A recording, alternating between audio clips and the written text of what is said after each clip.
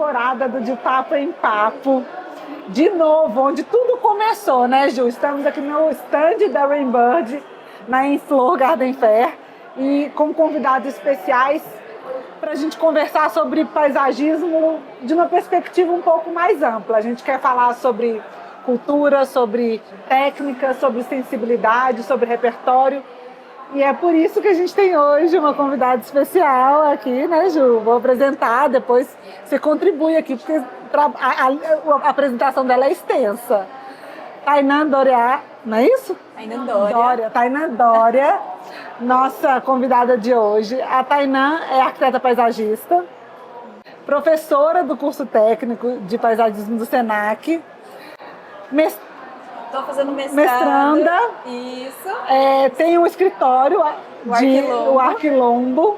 E além disso, usa os canais de comunicação dela para espalhar uma mensagem muito bacana que a gente vai falar um pouquinho hoje, né, Ju? Que é o paisagismo afro-referenciado. E aí esse nome já começa chamando muito atenção. Um escritório que chama Arquilombo. Maravilhoso o nome, né? Mas já chama muito atenção e a gente quis entender melhor. A Tainan é da nossa rede, né, do Papo de Paisagista, está contribuindo no dia a dia para a gente com informações, trocando bastante com a nossa turma, né, na nossa rede, mas esse tema chamou muita atenção, né? A gente está querendo entender melhor por que o seu escritório chama Arquilombo, o que é o paisagismo afro-referenciado, e o que você puder trazer de informação também do que vem acontecendo no Brasil dentro desse tema. Então vamos começar pelo básico? O que é paisagismo afro-referenciado? O paisagismo afro-referenciado, ele volta à referência a partir dos quilombos, a partir dos quintais, a partir dos terreiros. Então a gente olha para esses espaços, né, que foram consolidados a partir da diáspora africana como referências paisagísticas, como referências urbanísticas. Ou seja, a gente tem quilombos que datam mais de 500 anos e a gente não olha para esses espaços como referências de projeto, como referências de vegetação, né, a partir da etnobotânica. Então isso é o paisagismo afro-referenciado. A gente olha a diáspora como referência, né, para os nossos projetos, para as nossas produções dentro desse campo de estudo. E aí, até a gente estava conversando outro dia, a quantidade de quilombos existente, o que é essa referência para vocês, né? Quando você vai estudar esse tema, o que tem hoje ainda consolidado? Que comunidades que ainda vivem nesse formato e ainda de uma forma sustentável, nem sei se é essa palavra certa, né? Mas o quilombo, a princípio, ele tem que ser sustentável, né? Então, o que a gente tem no nosso país hoje, assim, de cases de sucesso, né, dessa cultura? A gente tem mais de 7 mil quilombos, né? Alguns estão em processo de intitulação. Mas eu acho que antes da gente focar no quilombo, eu queria contar um pouquinho da minha história. Posso? Claro, só vamos voltar para o começo. Falar um pouquinho. Como que eu cheguei nisso? Que eu acho que é importante, porque atravessa arquitetos, paisagistas negros, essa falta, essa lacuna. Porque o paisagismo afro-referenciado, ele vem de uma lacuna. Então lá em 2017, 2018, quando eu entrei na faculdade, eu achava que a arquitetura não era para mim. Qual foi a faculdade? O Instituto Federal de São Paulo. Enfim, eu estava super feliz, entrei na federal, público e tal, enfim. Mas aí no segundo ano eu falei, cara, a arquitetura não é pra mim. Mas aí eu descobri, né, pesquisando e tal, vi sobre a Igreja do Rosário dos Homens Pretos. E eu me questionei, falei, por que eu não sei sobre a Igreja do Rosário dos Homens Pretos? Porque, sendo que eu amo o centro de São Paulo, uma igreja que está no centro de São Paulo, eu não sei sobre a igreja, né? Enfim, é a partir disso que eu comecei a fazer pesquisas dentro da área da presença negra dentro da arquitetura e urbanismo. Eu comecei com a Igreja do Rosário. Aí foi passando, quando eu cheguei no TFG, no trabalho de conclusão de curso, eu olhei para o meu próprio território, que é a Vila Matilde, onde eu moro, e falei, cara, eu acho que aqui deve ter referências negras, mas a gente não está olhando. De arquitetura. De espaço público. Então a gente rompe até o que é arquitetura também, quando a gente começa a afro-referenciar. E aí eu fiz um mapeamento. Vai mais para o urbanismo mesmo, Isso, e aí eu fiz um mapeamento dos territórios negros no bairro da Vila Matilde. E no TFG a gente tinha que fazer um projeto de paisagismo. Só que as referências que eu tinha dentro da arquitetura da paisagem, dentro do paisagismo, não contemplavam o que eu precisava, que era resgatar a memória negra naquele território. E quando a gente pensa em projeto de paisagismo, a gente sempre pensa em obelisco, a gente sempre pensa em estátuas e tal. Só que aquilo não contemplava o que eu estava precisando. E aí, junto com a minha orientadora, a professora Gisele Barros, maravilhosa também no campo da arquitetura da paisagem, a gente começou a buscar outras formas de pensar essa arquitetura da paisagem, porque a gente percebeu que essas referências não contemplavam o que a gente precisava na época. E aí foi nesse processo, foi nesse momento, em 2021, que a gente começou a pensar sobre esse processo de paisagismo afrocentrado. Na época a gente estava usando o termo afrocentrado. Então a gente começou a buscar o que é esse projeto de paisagismo afrocentrado, para quem que a gente vai olhar, para onde que a gente vai olhar.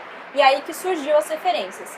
Tanto na filosofia, então quando a gente fala de paisagismo afro-referenciado, é um campo multidisciplinar, não tem como a gente só olhar o espaço. O paisagismo em si já né? Então quando você ainda amplia mais, fica mais multidisciplinar ainda. Exatamente. Então a gente olhou para a filosofia afro-referenciada, que é a filosofia Ubuntu, como que materializa isso no espaço. A gente olhou para outras produções de paisagistas negros, olhou para os quilombos, olhou para os terreiros, olhou para os quintais, e foi aí que a gente encontrou o que é. Está encontrando, né? Eu falo que esse é um processo. Está pesquisando, né? É um processo. E aí a gente encontrou a etnobotânica, que é essa relação das plantas com as comunidades, esse significado, essa simbologia e essa representação. Então foi nesse momento que a gente consolidou, né, esse paisagismo afro-referenciado, e que é o que está norteando o meu trabalho até o momento. E aí abriu um mundo de possibilidades para você. Exatamente. E de forma prática, o que você encontrou está mais pautado na parte de... Tem alguma coisa que se destaca mais? O uso da planta para qual fim? Como que ela era explorada? Como que ela era usada? E deixa eu complementar, como ela era e como isso continuou, como que nós, herdeiros dessa cultura, conseguimos continuar manter essa sabedoria, se é que conseguimos. Sim, que acho, não sei se a gente conseguiu. Não, eu acho que a gente consegue através dos quintais, mas um dos principais modos que a gente encontrou foi associado à religião. Então, principalmente as religiões de matriz africana, que veem a planta como uma extensão do corpo. Então, quando a gente olha, por exemplo, para as produções eurocêntricas, a gente vê a planta desassociada do corpo. Então, ela é estética, ela é ornamento. Dentro das religiões de matriz africana, a gente vê a planta como essa extensão do corpo. Então, foi isso que norteou nossa produção. É uma cura, usada para uma cura, para aroma, para consumo medicinal também. Principalmente para cura, né? Então, associada principalmente aos orixás. Então, a gente tem a Dracena, a gente tem a Sansevéria, a espada de São Jorge. Proteção, né? Cura. Algumas são alimentícias também, né? Então, a gente até utiliza um termo que são as plantas alimentícias não colonizadas, que a Bruna Crioula, que pesquisa sobre isso, é uma nutricionista que pesquisa sobre isso. Então, que eles utilizavam algumas plantas que a gente vê como a erva daninha, mas com potencial alimentício. Então, não tem um ponto principal, mas são todos esses pontos que é essa relação com a planta, porque essa é a extensão do corpo. E você consegue fazer essa relação utilitária com a composição e criação da paisagem. Com certeza, mas isso ainda é um processo que a gente está descobrindo e criando. Então, por exemplo, nesse projeto que a gente fez, a gente foi colocando algumas plantas de religião de matriz africana, que eram nativas também, que foram adaptadas nesse processo de diáspora, e a gente colocou no espaço urbano justamente para fazer essa ponte, de relembrar. Então, a gente colocou a quaresmeira, a gente colocou outras plantas que têm essa relação com os orixás. Qual mais? Você lembra de mais alguma? Quaresmeira? Tem a alface d'água também. Porque tem umas plantas, quando você estava falando assim nessa coisa da extensão do corpo, isso é muito maravilhoso, né? Enxergar a natureza, enxergar a planta dessa forma é muito maravilhoso. Mas eu pensei assim, você falou das comestíveis, mas tem as e medicinais e tudo, mas tem também as ervas que são comestíveis, mas que são também usadas em rituais para cura espiritual também, né? Exatamente. Não necessariamente um remédio, né? Então ela pode estar ali como proteção de um ambiente e tudo, mas também pode ter uma receita que é o chá de curar não sei o quê, né? A própria arruda, o guiné. Exato. E aí eu acho até legal falar sobre isso, porque quando a gente fala de paisagismo afro-referenciado, eu não consigo separar da minha subjetividade. E na minha casa a gente sempre teve guiné, a gente tem Arruda. arruda, comigo ninguém pode. É aí que eu fui atrás, entendeu? O boldo, que tudo isso tem referência e que a gente utiliza. Então você pergunta pra minha mãe, vó, fala assim, vamos tomar um chá de boldo se você tá com dor de barriga, alguma coisa assim. Então as plantas... E isso é uma sabedoria africana? É, exatamente. Você foi descobrir assim a origem disso. Isso. Tem um trabalho muito legal da Ângela Gomes, que ela faz essa relação da etnobotânica e a diáspora negra. E ela traz todos esses significados dessas plantas. Ela faz em Belo Horizonte, né? Mas ela traz todos esses significados dessas plantas. E, a partir da tese dela, ela diz que os africanos escravizados, eles foram escravizados justamente pelo conhecimento com a agricultura. Então, a gente consegue entender que isso é milenar, entende? Então, eles vieram para cá e eles tiveram que ressignificar a cultura a partir da flora nativa. Eles trouxeram algumas plantas, mas eles também ressignificaram a partir do que tinha. Tem 2 pontos desse trabalho que eu acho que são muito legais e que vale a pena a gente conversar aqui. Hoje a gente escuta e conhece muito o discurso, né, dos profissionais que encontram do outro lado um cliente que não está preparado para consumir o paisagismo, que não está preparado para entender a valorização, a importância daquele projeto, às vezes até investir. Então, a gente encontra muito ainda um discurso, uma informação de que, olha, eu estou aqui para entregar um projeto cheio de significado, mas lá do outro lado eu encontro pessoas que não estão ainda sabendo que isso é importante para eles. Mas quando você cria um vínculo dessa entrega de um jardim, de um projeto com a história, com a ancestralidade, com quem você é, eu acho que isso é muito, muito, muito forte. E aí eu vou trazer um outro elemento aqui, que é muito da minha área e tudo, que é assim, gente, tá cheio de profissional e tem espaço para todo mundo, isso é uma coisa que eu acredito muito.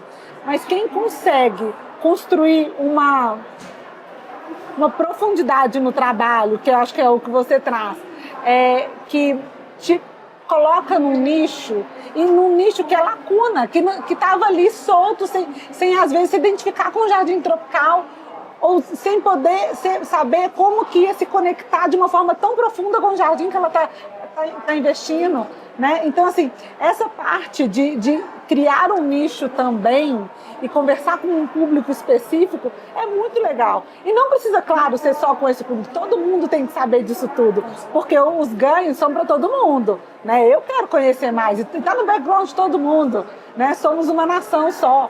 Então, assim, eu acho que é muito forte esse trabalho, porque ele traz profundidade. E essa profundidade ela é importante para criar conexão entre as pessoas. Isso, assim, eu acho que é uma coisa que às vezes a gente ainda está muito superficial no paisagismo. Algumas vezes, e não porque a gente quer, porque a gente encontra do outro lado uma pessoa que ainda não entendeu. Que não está aberta ainda. Mas às vezes, olha, eu não tô... Uma coisa é eu falar, olha, vai melhorar seu sono, vai melhorar a sua saúde. A pessoa às vezes tem biofilia. Não, é a sua origem. E vai ter muita gente que vai se conectar com essa conversa. Sim. E esse entendimento de que vem dessa cultura, que você falou que eu achei muito lindo, né? Da planta ser continuidade do corpo. Isso eu acho que é um insight, é um entendimento, é uma virada de chave que a pessoa precisa ter, que pouca gente tem hoje, né? A gente ainda vê tudo muito separado, né? E você vê que quando uma pessoa ela levanta uma bandeira de proteção das florestas, do meio ambiente, você percebe que ela sentiu isso, né? Ela já não se sente mais separada da natureza, ela sabe que ela é uma coisa só, né? E aí é a partir desse ponto que ela, nossa, somos um, né? Então a gente precisa cuidar da nossa casa, que é a mesma coisa que eu. Então eu acho que o seu trabalho, ele vai, por conta dessa cultura africana, que é assim, ele vai ajudar a despertar em muita gente esse sentimento, porque não é mental, né? Não é mental, não é uma coisa assim, agora eu entendi, agora somos um. Ele é um despertar, ele é um entendimento além da mente, né? Sim, tem um trabalho, eu não sei se vocês acompanharam o concurso do BNDES para a Pequena África, ali no Rio de Janeiro. teve um concurso para arquitetos negros para recuperar os territórios negros ali na área. Para quem não sabe, a Pequena África foi o principal porto, né, contemplou o principal porto de escravizados. Ele trouxe mais de 3 milhões de escravizados. Enfim, o trabalho ganhador é da Sara Zewde, que é a minha principal referência dentro da arquitetura da paisagem, que resgata justamente isso. Que todo esse discurso que eu trago vem justamente desses outros arquitetos que estão pensando lá nos Estados Unidos. Já o que é essa afro-referência, o que são essas paisagens negras, né? Então isso já está sendo discutido e a gente está adaptando, pensando aqui. E a Sara Zewde, ela traz um trabalho maravilhoso, eu recomendo todo mundo dar uma olhada, que ela estuda, ela materializa, né, ela espacializa as plantas, ela traz as plantas de quando o Brasil e a África estavam juntos. Que legal. É o mesmo solo, era o mesmo solo, então ela faz essa pesquisa e ela traz um projeto. Então a gente percebe que essa conexão Brasil-África tem milhões de anos atrás, e ela traz isso no projeto. Ela traz a circularidade no mobiliário, então a gente consegue trazer isso, ela está conseguindo materializar e vai ser feito ali na área da Pequena África. Então acho que esse é um dos principais exemplos assim, de tudo que eu estou falando até o momento. Deve ter sido difícil essa pesquisa da vegetação antes da, né? Nossa Senhora, deve ter sido difícil. Exatamente, ela traz colônia, figueira triangular, todas essas que tem em ambos os continentes. Eu acho que tem a ver também com esse resgate que a gente está buscando, relacionado à questão ambiental das plantas nativas, das plantas, né? Quando a gente estuda lá o livro do Cardim, por exemplo, Sustentabilidade, você vai ver, ele vai contando a história, né, da chegada das outras espécies, da gente entendendo que o de fora é melhor do que o nosso, desvalorizando o nosso, as nossas frutas, as nossas, né, as nossas ornamentais e tudo, e querendo copiar o que é feito lá fora. E como isso machuca a gente como o que a gente é mesmo. Como nativos. Como que a gente está construindo, né? E encontrar essa linguagem de novo vai ser importante. Num ambiente talvez que ele é mais amplo, ele é um ecossistema que a gente está olhando ponto de partida bioma, ponto de partida, né, o que aquele lugar onde o jardim vai ser implantado oferece, mas ali dentro você pode ter uma afro-referência que vai te trazer uma conexão maior com o seu jardim. Exatamente. Né? E entendendo que não é só a vegetação, né? Esse trabalho, eu imagino, assim, que você tenha que falar de cultura africana como um todo, com né? certeza. Que eu entendo que a vegetação seja parte do seu trabalho, né? Sim, quando a gente fala de uma paisagem, né? Todas as influências tem a vegetação como um ponto, né? De referência. Sim, quando a gente, por exemplo, a partir desse trabalho que eu falei do Walter Wood, que ele chama de Black Landscape, né, que são as paisagens negras, a gente olha não só para os jardins, mas, por exemplo, espaços públicos onde as manifestações culturais afrodiaspóricas incidem. Por exemplo, eu faço um estudo sobre o Slam da Guilhermina, que é uma batalha de poesia, e eu estou olhando a partir da ótica da paisagem. Eles ocuparam ali o metrô da Vila Guilhermina Esperança, e ali eu estou olhando a partir da ótica da paisagem. Ali tem uma paisagem cultural, então tem uma planta que eles chamam, que é a mamoreira, eles chamam como baobá, que é essa representatividade. Então a gente vê que a gente tem N formas de paisagem cultural a partir da diáspora. Assim como os quilombos, eu acho, né? Assim, essas manifestações, os quilombos, tudo foi desenhando a paisagem brasileira, né? Assim, que é a nossa história, né? Exatamente. Que é a nossa história. Então a gente tem as paisagens que a gente tem hoje foram construídas a partir dessas histórias, né? E eu vou contar uma coisa muito legal que eu descobri recentemente para vocês. Estava estudando sobre o Quilombo de Brotas, em Itatiba, acho que aqui próximo, na região metropolitana de Campinas. E aí eu estava estudando a relação da urbanização do Quilombo de Brotas. E aí, uma das coisas que eles estavam comentando sobre esse quilombo é que ele foi o que preservou a Mata Atlântica naquela área no processo de urbanização. Nossa, ali é uma zona de proteção ambiental e a partir dos modos de sobrevivência da comunidade quilombola, ali é uma das únicas áreas verdes preservadas por conta desse processo de urbanização, que é colonialista, enfim. A forma como se relaciona com a vegetação a partir do cultivo de Com a hortaliças, com a terra.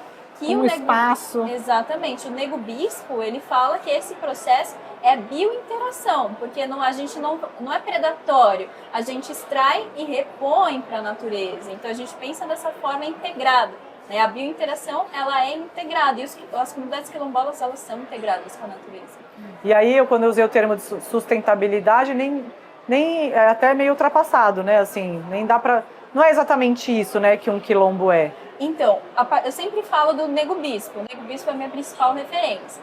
Ele confronta esse termo da sustentabilidade. Quando você falou agora, eu estava aqui sentindo. Eu falei sustentabilidade, mas então eu estou entendendo que não é isso, né? Ele confronta esse termo da sustentabilidade justamente com a biointeração. Por quê? A sustentabilidade, a partir da ótica dele, a partir dos estudos dele, a sustentabilidade a gente extrai. Então, por exemplo... Ela é predatória. Predatória, É exploradora. Exatamente. Essa forma de vivência quilombola, não. A gente pensa nesses materiais, mas como que ele vai se reintegrar na natureza? Então a gente não está falando de reutilizar, de reciclar, mas sim de extrair, reeditar essa natureza. Então é uma outra forma de a gente pensar. Bem mais respeitosa, né? Bem mais Tem uma referência também que eu adoro, que é o Krenak, que fala também de uma outra origem, mas que também é nossa ancestralidade, né? E aí no livro ele fala alguma coisa assim, e se a gente parar de olhar para a ancestralidade, deixa eu ver o que eles fizeram e fizeram lá atrás que a gente pode fazer. Vamos pensar diferente? Eles estão olhando para a gente e pensando o que eles estão fazendo. Dá uma dor no coração quando a gente faz esse exercício, se eles estivessem olhando para a gente, porque tem muita coisa que a gente se perdeu no meio do caminho, né? Principalmente nessa relação homem-natureza. E a gente não tem jeito, é voltar para trás, é dar alguns passos. Não como uma coisa que a gente está atrasando. Pelo contrário, é um resgate. Eu acho que é um pouco disso. E acho que se a gente não resgatar, a gente está indo por um caminho bem suicida. Sim, se essa puder ser a palavra. E a gente está aqui conversando triste, num podcast, né, que é para paisagistas, né? A gente está conversando com paisagistas, para paisagistas que são profissionais, que abraçam a profissão com propósito. Eu acho que muito do nosso público é esse público, né, Ju? E que a gente fala de construir uma nova era do paisagismo. A gente chama de paisagismo da nova era. E que esse paisagismo, ele é mais consciente, ele é mais, eu acho, além do técnico... Integrado. Né? Ele é mais sensível, ele é mais integrado. Então, todas essas características são importantes. Por isso, Tainá, assim, quando o seu nome veio para essa temporada, a gente entendeu que ia completar esse repertório de uma forma tão inspiradora. Porque eu acho que é um pouco disso. Às vezes a pessoa pode até não estar atenta para essa necessidade dentro do projeto dela, dentro da construção da carreira dela. Mas ela começa a olhar que o paisagismo é sobre quem nós somos. Com certeza. Né? Então, assim, a gente tem que se trabalhar nisso também. Sim. Eu vou pegar um gancho, assim, nesse sentido, que eu acho que a gente precisa ter maior representatividade negra dentro ia ser minha última pergunta aqui para a gente finalizar, quem está fazendo esse trabalho? Quem são as pessoas que estão junto com você? Quais são os paisagistas que estão nessa missão com você, né? Olha, quando eu fundei, né, o Arquilombo no ano passado, eu fiz um mapeamento de quem eram os paisagistas negros. Eu acho isso sempre importante comentar. Eu recebi, acho que 30 respostas nesse formulário. E aí, dos que estão produzindo paisagismo, eu não estou falando paisagismo afro-referenciado, que estão no mercado residencial. Geral. São 5. No mercado residencial. 5 pessoas. Mas voltados para o paisagismo afro-referenciado, e eu acho que é até legal, assim, se tiver alguém que eu não conheço, acho bacana aparecer aqui. Tainá. Acho legal. Gente, vamos melhorar, aumentar esse Vamos aumentar a comunidade. Mas a maioria, as minhas maiores referências nesse campo é no exterior. Então, a Sara Zeude, que eu comentei, que está fazendo um projeto para cá. O Walter Hood, que é um paisagista incrível, professor também dos Estados Unidos, ele que fez o livro, né, Black Landscape Matter, enfim, e está sendo fomentado a partir da rede lá nos Estados Unidos, que é a Black Landscape Architects. Então, é muito voltado ali para os Estados Unidos. Aqui no Brasil, eu vejo pouco se falando sobre isso, né? Então, a maioria dos paisagistas negros, que são pouquíssimos. Então, se a gente pegar, acho que o número de todos os paisagistas e ver a porcentagem de paisagistas negros, eu tenho certeza que vai dar menos de 5%, que é a quantidade também de arquitetos negros, né? Menos de 5%. Eles também a gente não está discutindo isso. Então, acho que um dos principais desafios que eu sinto é a fragmentação que a gente está. Eu conheço paisagistas negros maravilhosos, a Diva Dias, a Karen Coquejo, o Paulo Januário do Semear Paisagismo, eles são maravilhosos.